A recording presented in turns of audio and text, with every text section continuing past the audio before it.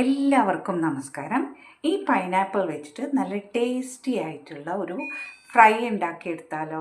Pineapple പീസസായി cut ചെയ്തെടുത്തു. അതിൽ കുറച്ച് മഞ്ഞൾപ്പൊടി, വളരെ കുറച്ച് മുളക് പൊടി, കുറച്ച് ഉപ്പും ചേർത്ത് നന്നായിട്ട് മിക്സ് ചെയ്യുക. ഇതെല്ലാം ഈ പൈനാപ്പിളിൻ്റെ മുകളിൽ നമുക്ക് പുരട്ടി കൊടുക്കാം.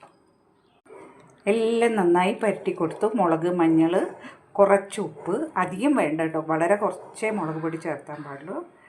ഇട്ടതിന് ശേഷം നന്നായിട്ട് നമുക്ക് ഫ്രൈ ചെയ്തെടുക്കാം. ഇനി കുറച്ച് വെളിച്ചെണ്ണ ചൂടാക്കിയതിന് ശേഷം നമുക്കിത് ഓരോന്നായിട്ട് ഇട്ടിട്ട് ഒന്ന് ഷാലോ ഫ്രൈ ചെയ്തെടുക്കാം. ലോ ഫ്ലെയിമിൽ നമുക്കിതൊന്ന് ഫ്രൈ ചെയ്തെടുക്കാം. പൈനാപ്പിൾ ഫ്രൈ റെഡിയായി.